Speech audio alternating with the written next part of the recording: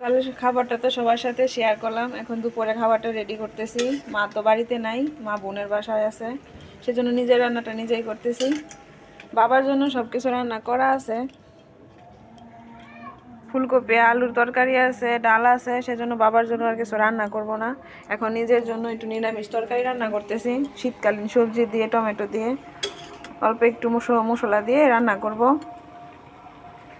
শীতের সবজি এটা আমার খেতে খুব ভালো লাগে।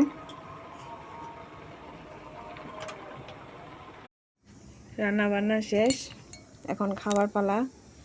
কিছু আর নিজের জন্য রান্না করি নাই, শুধু একটু নিরামিষ তরকারি রান্না করলাম। আর সকালের ভাত ছিল, ওই ভাতটা দিয়েই খাবো।